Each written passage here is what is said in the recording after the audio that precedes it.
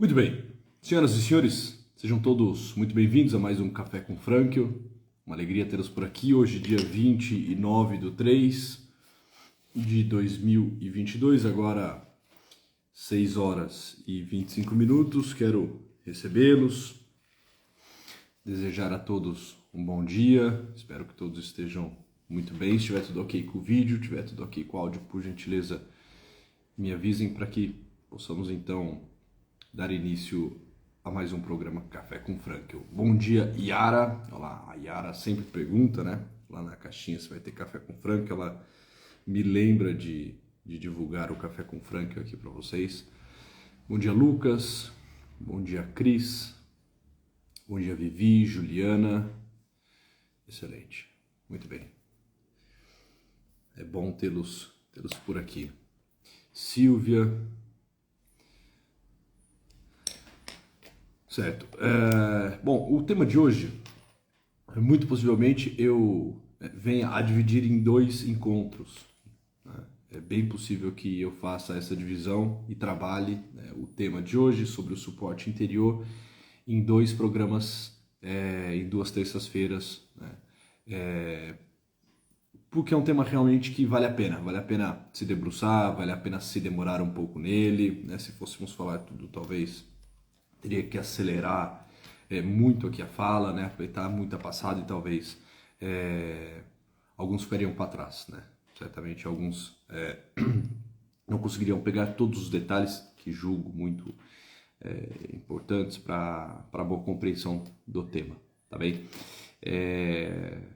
Então, só para avisá-los aqui de antemão, enquanto vocês estão chegando, que o tema do suporte interior, né, eu vou dividir em 2 terças-feiras. Tá? Vamos ver como as coisas caminham aqui, mas é bem possível que isso aconteça desse modo, tá bom? A Luciana, muito bem. Ronaldo, muito bem, certo. Vamos lá então, senhoras e senhores. Para quem gosta de acompanhar com livro em mãos, eu vou pegar alguns fragmentos de textos, algumas partes do texto que está no livro Em Busca de Sentido, de Viktor Frankl, fazendo as reflexões e nem sempre paro para citar a página e a obra. Tá? Parece que travou aqui o vídeo, mas voltou, não? Havia aparecido aqui um comunicado de que o vídeo estava pausado. Voltou aí para vocês? Tá ok? Vocês estão vendo, ouvindo? A transmissão tá boa por aí? Por favor, me deem um feedback. Só para não ficar aqui no escuro. Sim?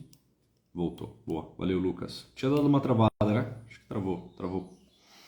Aqui, acredito que tenha travado aí para vocês também, né? Deixa eu ver se tá tudo ok aqui com a internet. Se eu deixei ligado.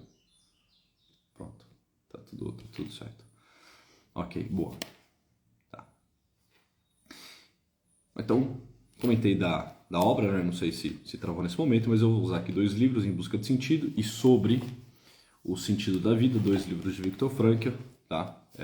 Só para aqueles que são mais desejosos, né, de fazer anotações, de fazer referência quanto ao livro e assim por diante. O autor é sempre Viktor Frankl, né? Dificilmente aqui no Café com Frankl a gente vai sair dos textos e da proposta da análise existencial e logoterapia frankliana, tá bem? Então,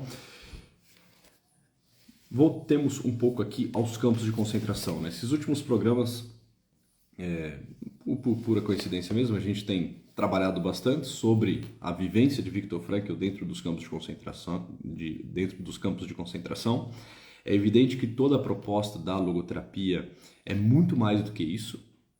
De algum modo, a experiência dentro dos campos de concentração marca uma pequena parte, pequena porém intensa e significativa, né? Mas uma pequena parte da vida de Viktor Frankl. Né? Durante alguns anos ele ficou prisioneiro dos campos de concentração, tá vendo? Mas, enfim, não é só isso, né? Talvez a gente fica falando aqui, né, da experiência dele enquanto prisioneiro e parece que tudo nasceu lá, que a logoterapia está toda ela circunscrita dentro dessa realidade, teve lá a sua gênese, teve lá, né, o seu ápice, e não é, né, uma verdade, né? Ao menos quanto a gênese, o início da logoterapia. Isso tudo já estava, de algum modo, muito claro na cabeça de Viktor Frankl, já estava também na pena de Viktor Frankl muito antes de iniciar o Holocausto e de ele se tornar prisioneiro. Mas é claro que o campo de concentração, de algum modo, coloca tudo em xeque, coloca tudo, né, à prova, e Viktor Frankl, de algum modo, precisa também viver aquilo que ele havia concebido enquanto, né, uma realidade mais teórica, tá certo? E isso joga luz depois em toda a vida desse grande homem, dessa grandiosíssima personalidade que é Viktor Frankl, tá bem? Bom, Viktor Frankl vai falar que no campo de concentração algumas pessoas, assim, literalmente caíam, algumas pessoas desabavam. E falávamos disso já em alguns programas também. Algumas pessoas sucumbiam, enquanto outras pessoas se mantinham de pé, se mantinham, vamos assim dizer, saudáveis. Não só isso, né? Uma parte dessas pessoas que se mantinham de pé não só estavam saudáveis de pé, mas também cresciam em meio aos sofrimentos. Ele vai dizer: havia pessoas no campo de concentração que, por exemplo, podiam superar sua apatia e suprimir a sua irritabilidade. E era pertinente, sobretudo, apelar para esse poder. Que poder? Esse poder de conseguir se superar, né? Superar a si mesmo, de conseguir tomar uma boa atitude diante dessas situações. E ele diz, né? Apelar a esse poder. Salientar esse poder também de outra maneira. E não apenas o pretenso dever assim, né? Bom, Viktor Frankl, aqui ao longo dessa reflexão, ele vai dizer, olha, existia realidades muito pontuais dentro da vivência dos campos de concentração. Existe aquilo que nós poderíamos dizer... Um pouco o vídeo aí novamente. Tá aparecendo que o vídeo tá sendo pausado e depois volta. Se tiver algum problema aí, vocês me avisem nos comentários, tá bem? Eu vou seguir aqui. Havia essa realidade, né, dessa vivência assim, diária, dessa vivência do cotidiano, que era profundamente perversa, né, que era muito dolorosa, difícil de ser vivida. E ele vai falar, olha, alguns prisioneiros viviam tão somente isso. Viviam... Tá travando? Vamos lá, deixa eu... Está parando, mas voltou. A Cíntia tá dizendo. Vai lá, me ajudem aí. Aqui tá tudo ok, a internet tá ok. Conexão a priori tá boa. E avisei, voltou. Tá, o Lucas tá dizendo que voltou. Bom, se comuniquem comigo aí se de fato a coisa, né, ficar ruim, ficar difícil aí, né, qualquer coisa eu derrubo essa live e começo uma outra, tá bom? Vamos lá. Existiam aqueles prisioneiros que estavam de fato presos no cotidiano, no ser assim, no aqui e no agora. E o ser assim, né, por assim dizer, e esse cotidiano, né, e essa realidade mais imediata e material, ela era terrível, né, profundamente terrível. Mas existiam alguns prisioneiros que habitavam, é claro, no aqui e agora, né, porque não eram fantasmas, não eram por espírito, tá bem? Habitavam no aqui e agora, mas não só aí. Eles estavam, é claro, no cotidiano, fazendo as suas funções, fazendo as suas escavações, né, convivendo com os seus, buscando sobreviver a todo momento, enfim. Mas eles estavam também num outro lugar. E esse outro lugar que eles habitavam era para eles motivo de esperança. Muitas vezes não só motivo de esperança, senão também motivo de gozo, motivo de alegria. Era para eles como que uma forma de um suporte que eles adotavam, um suporte interior que eles tinham, que permitia a eles não sucumbir, não cair, não trair a sua própria história, mas continuarem de pé e prosseguirem e caminharem. E é um pouco sobre isso que nós iremos ver hoje, né? Por que alguns prisioneiros cediam à apatia? Por que alguns prisioneiros cediam à irritabilidade? Por que alguns prisioneiros tiravam sua própria vida, enquanto outros conseguiam superar a apatia e suprimir a irritabilidade?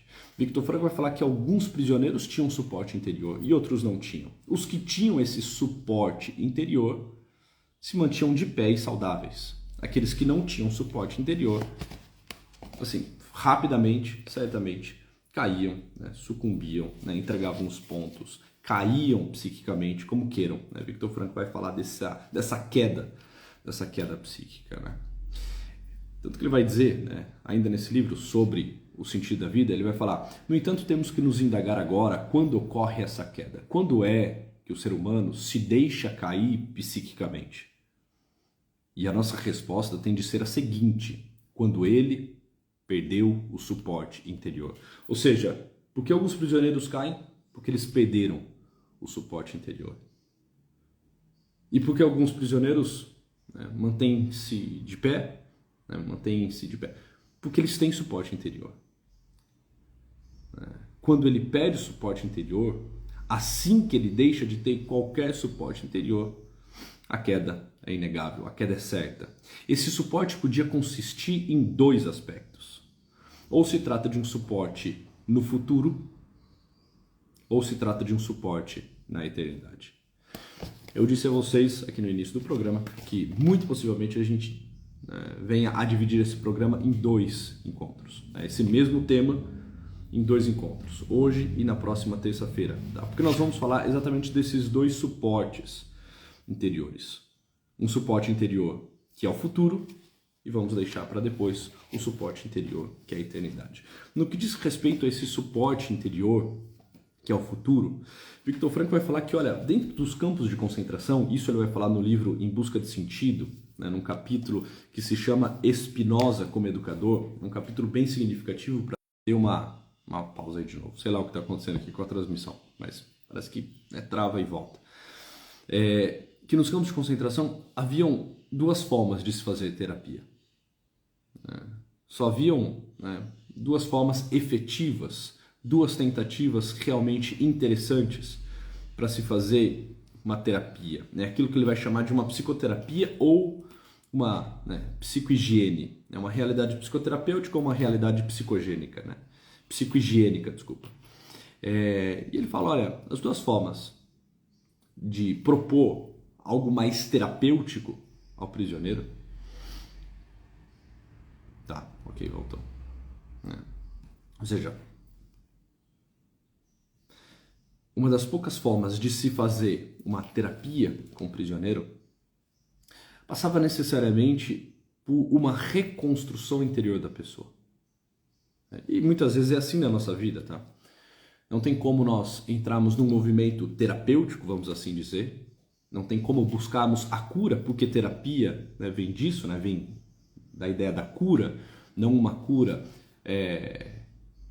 diante de uma visão assim cientificista, materialista, não é bem isso que nós falamos de cura quando falamos de terapia, de psicoterapia, ainda ontem conversava na caixinha com vocês sobre isso, As pessoas perguntavam aí sobre a possibilidade de cura para algumas doenças. Olha, algumas doenças realmente não têm cura. Não essa cura, muitas vezes, dita dentro do campo da medicina, como se a saúde do organismo pudesse voltar a ser o que era antes de um certo diagnóstico, de uma afetação, de uma alteração bioquímica, de uma disfunção metabólica, de alguma privação dentro do campo fisiológico. Ou seja, quando a gente fala de cura na terapia, não é a cura como se o organismo pudesse voltar a ser o que ele era antes de um certo diagnóstico. Mas quando nós falamos de cura dentro do movimento da psicoterapia, nós estamos dizendo de algo ainda mais profundo. Porque muitas vezes nós não podemos mais curar a realidade orgânica, por exemplo, mas nós podemos nos posicionar diante daquilo, assumir uma atitude diante de um destino, diante de algo que não está para a mudança, e fazermos daquilo um movimento de ascensão, de crescimento. Não só compreendemos o que está acontecendo e tomarmos consciência do evento, mas usarmos tudo aquilo ao nosso favor. Né? Fazer abundar, superabundar uma graça onde há uma aparente desgraça. Tá bem? Conseguir encontrar, né, por exemplo, nas dificuldades, na dor, na culpa, uma oportunidade de crescimento e assim por diante. Então, só para situá-los um pouco aqui dentro dessa realidade da cura, tá? É a tese do otimismo trágico de Viktor Frankl, como o Lucas está dizendo por aí. Tá? Mas, enfim, me desculpe, eu não quero ser tão teórico aqui nos nossos programas no Café com Frankl, tá? Então, me desculpe, deixa eu voltar aqui para realidades mais palpáveis, né? Para que isso de fato possa se tornar uma bela de uma reflexão para o dia de vocês. Então, vamos lá, voltando. Ele vai falar, olha, toda tentativa de se fazer uma psicoterapia dentro dos campos de concentração passa necessariamente pela reconstrução interior da pessoa. Ou seja, municiá-las de atitudes interiores, oferecer a elas suporte interior, mostrar a elas a capacidade, e capacidade especificamente humana que elas têm, de viverem uma vida interior e não só se apegarem à realidade exterior, material, imediatista, né? Ou seja, propor às pessoas um olhar para dentro de si, um reconstruir-se dentro da realidade do aqui e agora, tá bem? Caramba, tá travando demais. Não sei se eu derrubo a live, se eu começo de novo. Falem aí, sejam muito sinceros no chat. Se de fato estiver travando muito, vocês me falam. Eu derrubo a live e começo uma outra, tá? Talvez seja problema aqui da live, porque a conexão tá boa. Tá, sim, já tá. Pode continuar. O Vivi tá falando aqui, pode continuar, tá bom. Cintia tá dizendo que tá ok. Muito bem, então, o que seria essa busca por uma reconstrução interior? Essa reconstrução interior que devolve à pessoa o elemento de esperança, né? Ou seja, essa reconstrução interior que passa necessariamente por dar à pessoa o elemento de esperança, tem como ponto alto, e não só como ponto alto, tem como proposta, caminho, método terapêutico, fazer com que esta pessoa tenha nas suas mãos um pedaço de futuro. Ele vai dizer isso, né? Apesar de estar no campo de concentração, nós precisamos fazer com que a pessoa oriente-se para um futuro, para um alvo no futuro. Ou seja, é claro, a realidade imediata, ela é terrível. Ela fala-nos de morte, fala-nos de descaso, fala-nos de perseguição, de holocausto, de guerra. Só que se de fato quisermos entrar neste mundo interior, nós precisaremos olhar não só para o ser aqui, o ser assim, mas para o nosso dever ser. Não só para o hoje, o imediato, senão também para o futuro, para o amanhã, para aquilo que me espera. A maioria desses prisioneiros que não se deixavam suprimir pela irritabilidade ou que não sucumbiam diante da apatia, tinham nas suas mãos um pedaço de futuro. É como se nas suas mãos essas pessoas carregassem um amanhã, um futuro.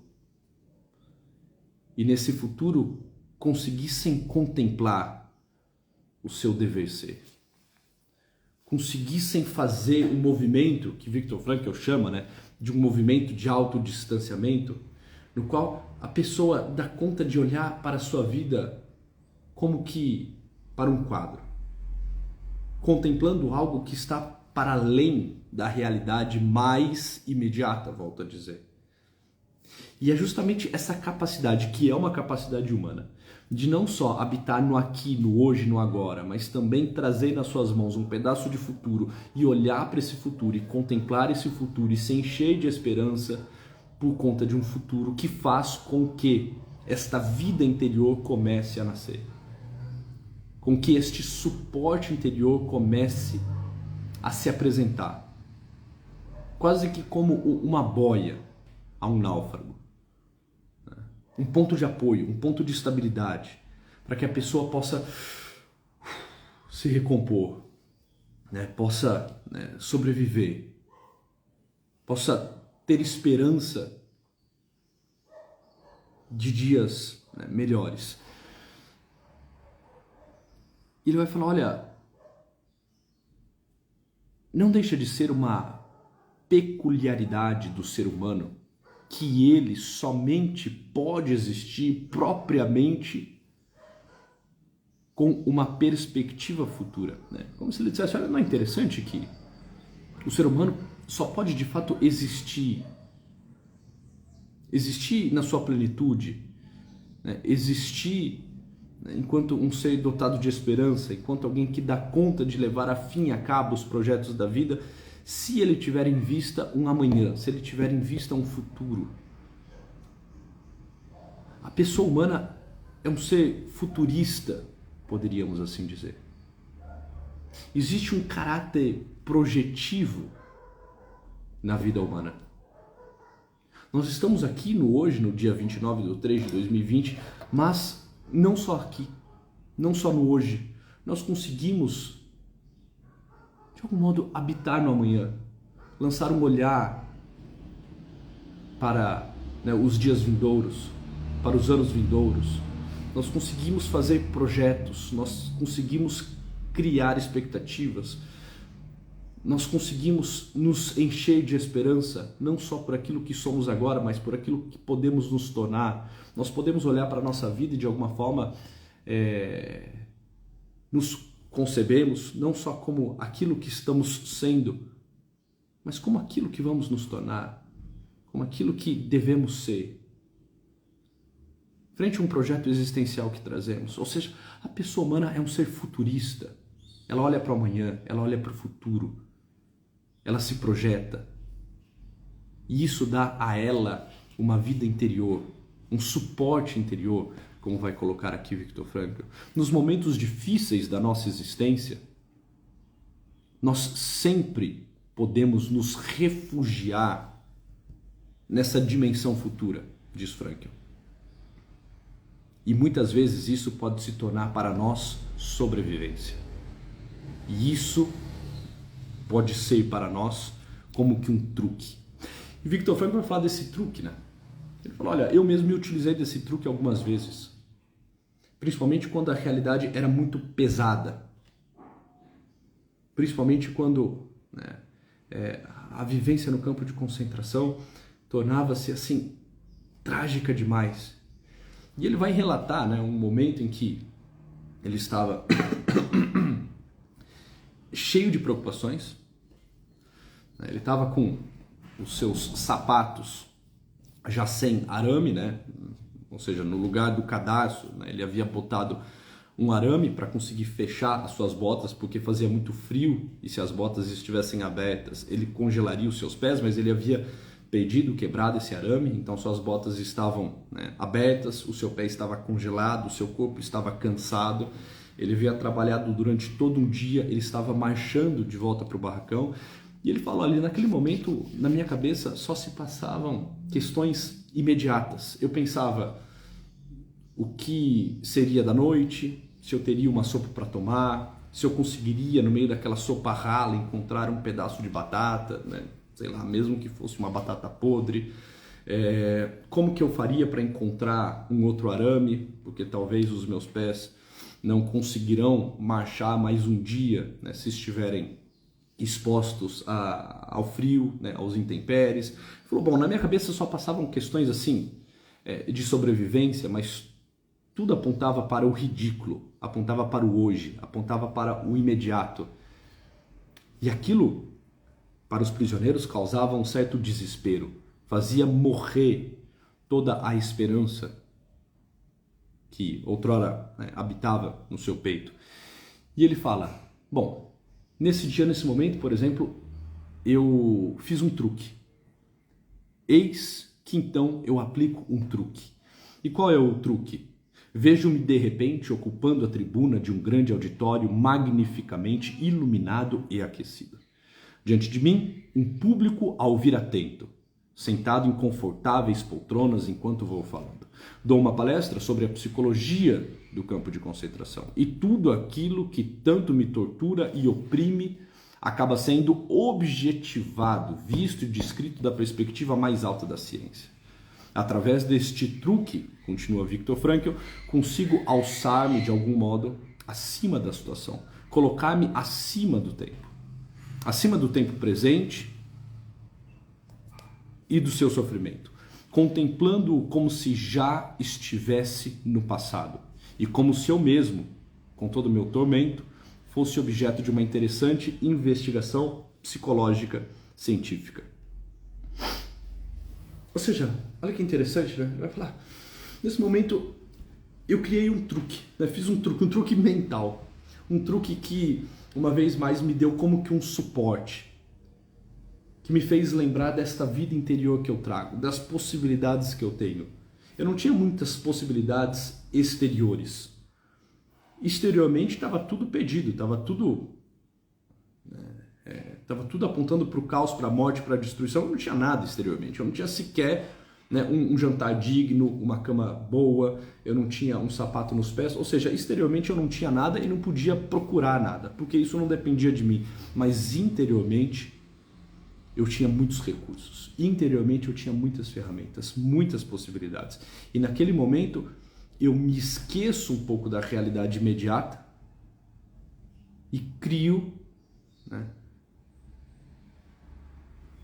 um cenário esse que me tira da dor, cenário esse que por alguns momentos me devolve a esperança, ou seja, pode ser que eu sobreviva, e se eu sobreviver, entre outras coisas, eu irei dizer às pessoas o que foi a nossa experiência e o quanto isso tudo não só foi terrível, mas também foi motivo de crescimento.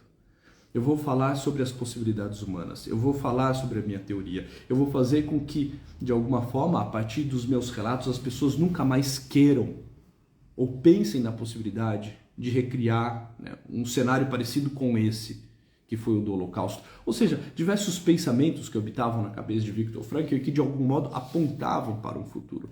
E ele mesmo vai dizer, né, quem não consegue mais acreditar no futuro está perdido num campo de concentração. E nós poderíamos dizer aqui, né?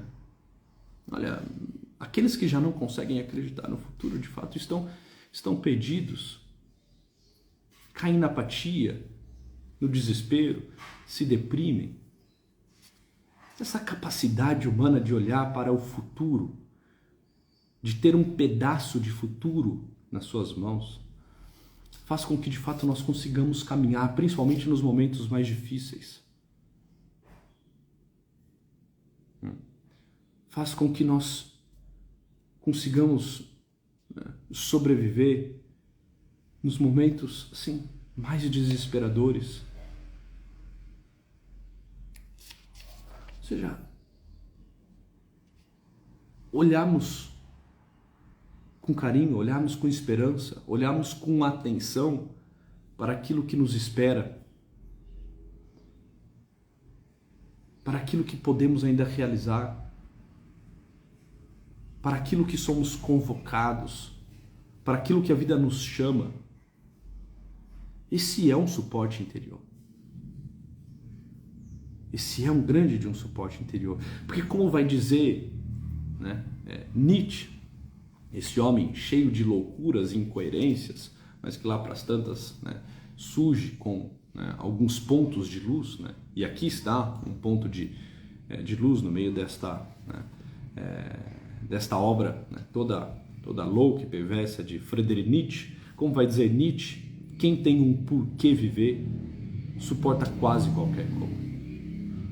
É evidente que o autor dessa frase não tinha um porquê viver, né? E por isso também não deu conta de suportar os cômodos da sua vida. Mas aqui está uma frase extremamente verdadeira. E Viktor Frankl, por diversas vezes, vai citar Nietzsche. Quem tem um porquê viver suporta quase qualquer como. Agora, aqueles que diziam, por exemplo, nos campos de concentração, não tenho mais nada a esperar da vida, né? Esses adoeciam, esses se deprimiam, esses assistiam à própria destruição. Viktor Frankl vai usar ainda, né, alguns exemplos interessantes para mostrar como que a falta de uma perspectiva, de um futuro, de um projeto de vida fazia com que os prisioneiros, viessem a cair de cama. Ou seja, o próprio sistema imunológico dos pacientes, vai falar Frankl, ficava comprometido. As pessoas que lá para as tantas paravam de imaginar, e imaginar com esperança um tempo vindouro, essas pessoas caíam, essas pessoas morriam. Ele vai falar, olha, por exemplo, teve um evento entre o Natal de 1944 e o Ano Novo de 1945, que foi um evento de grande mortandade. Nós assistimos centenas de companheiros, de amigos, de prisioneiros morrendo. E ele fala, e o que explica isso, né?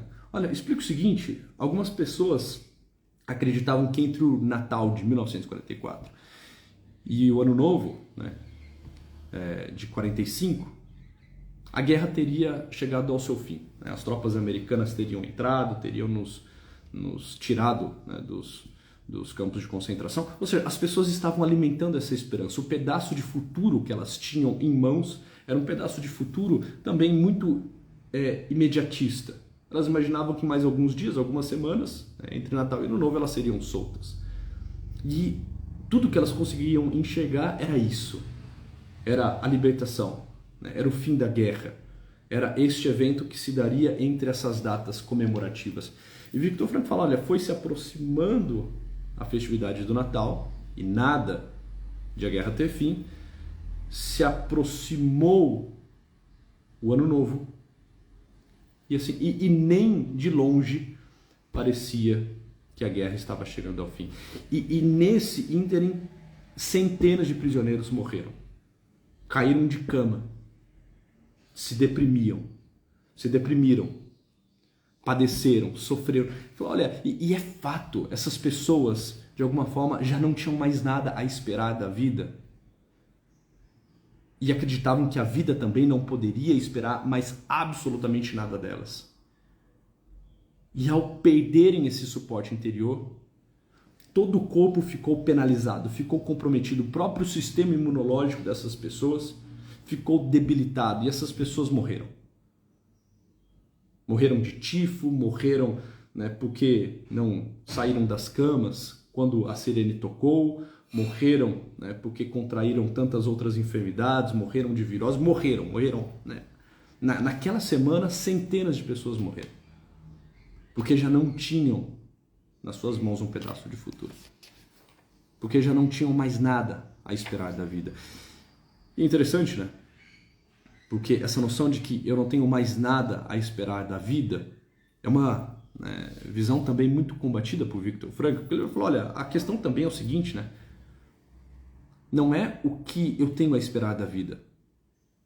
A pessoa em estado de sofrimento precisa aprender que jamais, nunca importa o que nós temos a esperar da vida, mas sim exclusivamente o que a vida pode esperar de nós. Ou seja, o que eu ainda posso fazer, o que eu ainda posso entregar, qual o legado que eu quero deixar, quais os feitos que eu quero realizar, o que no futuro me cabe, como Viktor Frankl, né? Fazendo esse truque. Ele se viu entregando ao mundo algo, uma palestra, uma reflexão, um insight, um estudo, um livro, uma proposta, uma teoria, uma visão de mundo, uma visão de pessoa. Ou seja, não é o que eu espero da vida, como se eu fosse, né, uma realidade passiva, mas o que eu posso entregar, o que ainda me cabe. E às vezes o que me cabe é sofrer com dignidade, o que me cabe é fazer, das dificuldades, oportunidade de crescimento, ou seja, a todo momento se perguntar o que não só no aqui e agora, senão também no futuro, eu ainda posso entregar, o que eu ainda posso fazer pela vida. As pessoas que param de se perguntar o que elas podem fazer e o que a vida pode esperar delas, e que já não esperam absolutamente nada de si e nada da vida, essas pessoas caem, sucumbem, essas pessoas adoecem, essas pessoas morrem, já não tem um suporte interior que dê a elas força, vitalidade, estabilidade, né, energia, drive, enfim.